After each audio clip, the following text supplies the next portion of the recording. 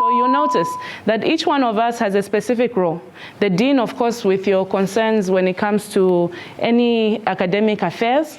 Me, administration. For administration means that if you go on the portal and you don't find the lecturer that you need, or the lecturer is not interacting with you in any way, the assignment is not there on the portal, you should actually get in touch with me. Because my role is a go between the lecturers and yourself, making sure that the lecturers are delivering according to what our regulations actually state. So Twambo is our e-learning coordinator. His sole purpose is to make sure that you are attached to your courses and you are able to actually download or do anything that you need to do on our e-learning portal. Then besides Twambo, we also have Eli. That office is your main contact for communication over any of your concerns.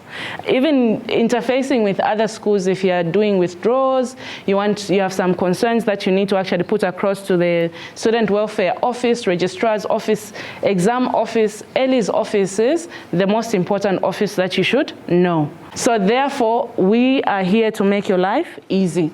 And so the main contact that we have to you on a daily basis, our job when we come into the office, everyone in our department opens the portal to see what is happening on the portal. And so you who's on DE as well, we expect that on a daily basis, you should open the portal. And the first thing that you see the moment that you actually log on to the portal is our information area, and it's in red for a reason, because that's where all the important information will be displayed. Open the e-learning student guide. It will show you exactly what you need to do at any point in time. Besides that, we have our enrollment forms there. Earlier, Michael talked about the fact that you've done your registration this time you came here. You are distance students. You are an open distance and e-learning. We don't expect you to come here for a trivial task like registration. So you download your registration forms, email your filled in enrollment form to Eli together with a deposit slip. That's it. Besides that method that we're using right now, we hope that the next time we're doing registration as well, the SIS will be running. So you do your registration online, but if you have any concerns, you actually get in touch with us so that we can actually complete that registration for you. And so that's the information area there. The academic calendar, as you notice, is there. The academic calendar is one article or one document that you should be looking at from time to time. That information should not even be something that you should be doubting. You should have actually seen this right from the onset, that assignments should have been uploaded on Friday. And you go to each one of the courses and find out whether the lecturers have done what is required of them. If the lecturer is late, please alert us quickly. We shouldn't wait for them to upload the assignment late, because that will put you under pressure for other activities that are coming later. It's important that we actually do what is right at the right time. Meaning that the next important item on the agenda for you to look at is the submission dates, which should range between the 9th and 13th of March. This has already been stated, so the lecturers know. Please note that if a lecturer, say for example, posted the assignment on Friday, it's expected that you should actually submit your assignments on the last Friday of that particular week, so that they give you enough time to do your assignments. You should be looking at this calendar at all times. Another important date on the calendar is feedback from the lecturers. You should be expecting feedback. You should just not submit assignments and sit back. Each particular submission link is the same link that you should go to actually check if the feedback has been posted. Because it's in two ways. You have an interface for submission. We have an interface for providing feedback. And the marks will be posted on the same link. So therefore, please check for feedback. If a lecturer does not provide feedback, please let us know. Because what will happen is you will come for residential school. During that residential school, you will write tests. And so the assessments will be piling up. What will happen eventually is that you'll go into the exam and not be able to see your feedback on assignments and tests. So if a lecturer is lacking in any way, please get in touch with me. That's my job. I'm supposed to actually follow up and make sure that you get feedback timely. In any case, if you get your feedback timely on the assignment, it will help you plan for how much effort you need to actually put in for the test. And if you get enough feedback for the continuous assessment, it will help you know what kind of effort you should put in for the exam. So feedback is very key, and please, if you don't get the feedback on time, please get back to me. I really need to get that information so that we can help you. Now, before the residential school, in that information area that we've already stated, please look out for the draft timetable. Each one of us is taking specific courses. So you go to your program and see that all the courses that you're taking are timetabled. That's important. In case there are any clashes, please let us know, because there are a lot of courses that we are running. We have 32 programs that are running on undergraduate. We have over 15 programs that are running on postgraduate. We need to timetable for all those programs. And each one of them has, the postgraduate has 16 courses, the undergraduate has 32 courses. So we're dealing with a lot of courses. So we could have a missing course. We could have clashing courses. Please open that draft timetable. Another timetable that will pop up there is also the timetable for the tests. Those that are under masters, you actually have some courses that are calculation based. Those have tests. Those that have that are undergraduates, all the undergraduate programs have tests. So therefore you see two timetables, the draft timetable but also the test timetable. Please look at those documents. Make sure that your tests are not clashing with your classes, because we need to administer everything the time that you come. We don't want you to come, then go back, then come and do the test. So when you come, make sure that the test timetable and the class timetables are not clashing. If you have any clashes, please let us know so that we can actually harmonize. So we'll have 3 drafts of the timetables. The first draft will come out at the end of this particular week, which at the beginning of next week, which is Monday. The following Monday, we'll have the second draft, so that in case you report any clashes, we'll make some changes. When we say second draft, please open it again and check. Then we shall have the final timetable a week before residential school starts. If you are in need of accommodation, you're coming out of town, or even if you're in Lusaka, you feel you need to concentrate, other people form study groups right here in Zikas to actually catch up.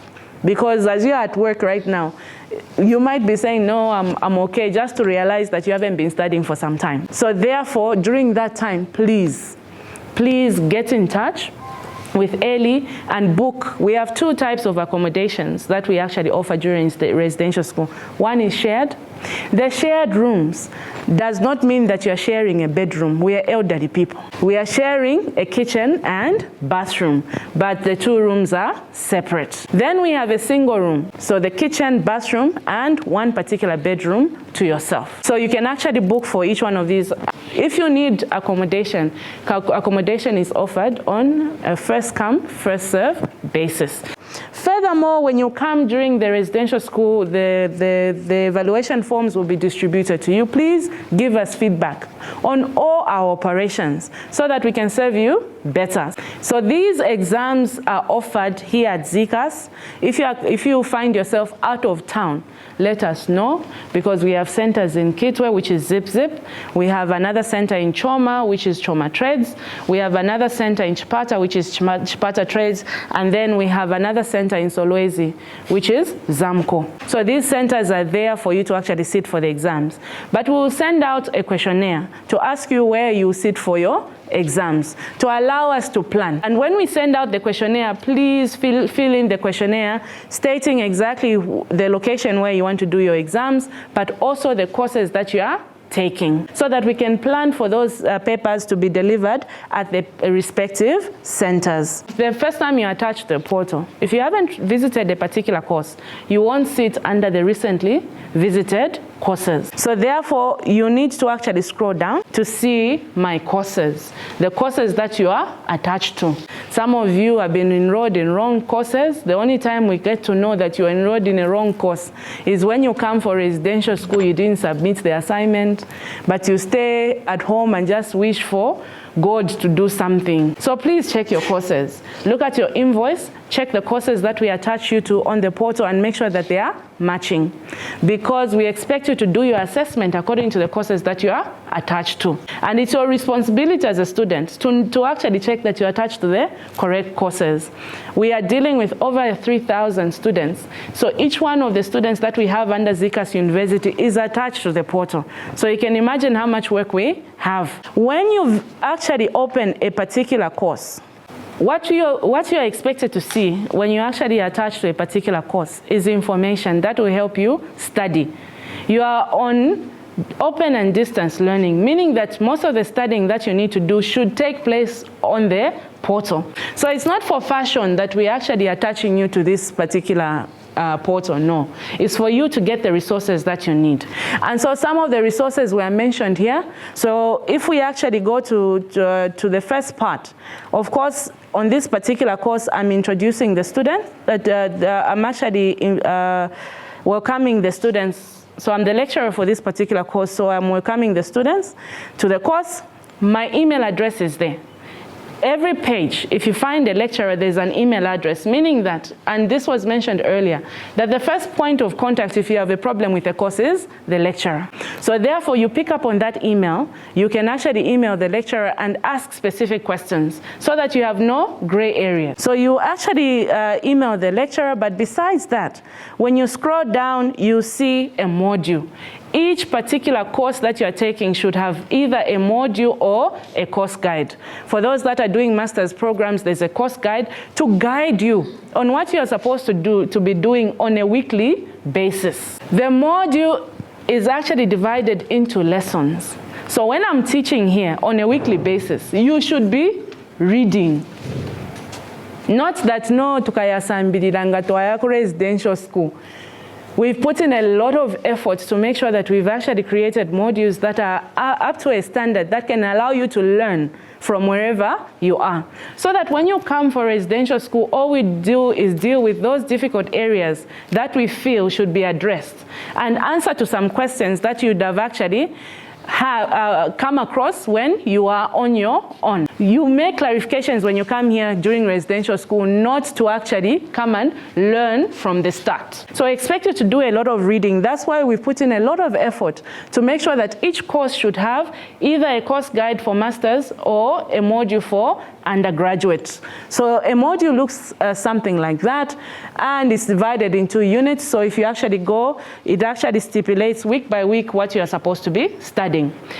In addition to the module, we also have a scheme of work. So this scheme of work is not only for the full-time students that I'm teaching here, it's for everyone who's out there. I state exactly how I'm going to deliver this particular program. And that's where other assessment specifications are actually specified, because some courses cannot simply have one assignment and one test. So therefore, it's up to me to actually then prescribe what that assignment will be made up of. In this week, the topic that you should be reading is this. And this scheme of work is according to the module. So the module already has this content. The objectives from the module are there. The activities you are supposed to perform for that particular week are also stated, so the tutorial. If you are not doing a tutorial, there's a due date there, which is today, for those that are taking financial modeling, that are going to actually submit the first part of assignment 1, because the assignment is divided into two smaller parts, and they're actually 6. And so today, this scheme of work has told everyone out there that they are supposed to submit the first part of the assignment. Every after two lessons in this course, they submit an assignment. So these documents, the scheme of work and the module, should be there. If you don't see those, please let me know, because according to our regulations, each particular lecturer should deliver on these 2 things. You see that even textbooks or some the recommended books that I want you to use in electronic forms are actually on the portal. But apart from just the resources, from time to time, the lecturers might call upon you to actually join online classes. And so the online classes range from live classes, and so this is Wiz IQ. So it states who set up the class. That was me. Hi.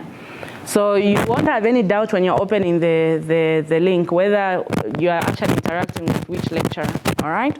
Paid a particular fee for actually interacting with you on the portal.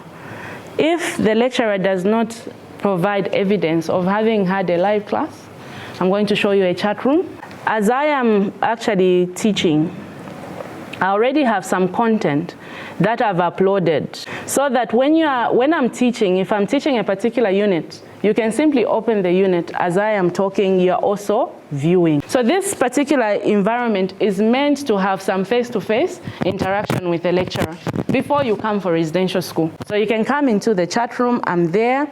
You can ask me a question, I'm able to actually answer. And so the lecturers will state exactly at what time they'll be in the chat room, at what time they'll hold their live classes. We also have a forum, because sometimes you have a question, a specific question that you want to ask.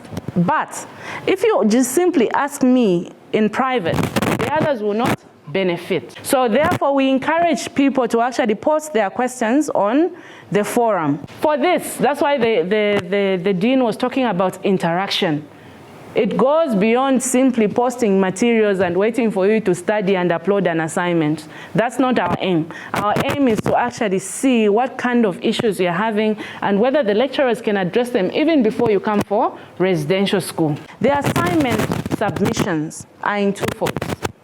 There's a deadline related to these links. Look at the deadline, make sure that you adhere to those particular deadlines. If you miss the deadline, and please do not start submitting your assignment, because most of these assignments are due at 23:59. Don't start submitting your assignment at 23:30. Just try to submit at the same time. And so you'll find that the portal stops responding because of the number of requests that are coming in. Now, because Turnitin allows you for 3 submissions, all right, 3 submissions. You submit the first time, your similarity index might be high. So you are allowed to go back to your document and make changes. You can actually open the report and see where you've actually plagiarized. And then Turnitin will tell you you need to make changes here, here, and there. Then you actually make your changes and upload. When you upload the second time, you will not see the similarity index until after 24 hours. That's why you need to start submitting early enough. So you will see your similarity index after 24 hours. In case it's still high, you have the third chance to go and make changes and then upload. So the earlier you start doing your assignments, the better. So we try by all means to make sure that you don't have to come here so many times. That's why our main emphasis is the portal. Because once you're enrolled now, even if you are not attached to the courses, whatever updates we make, you still have access to them because you are able to log in. These login details that you've gotten are persistent throughout the time that you are here at ZCAS. The only thing that you won't see if you're not registered is the courses that you need to take. Otherwise, you are actually part of the information. We'll send you emails to remind you when we are opening, what you need to do. All those will come your way. Okay?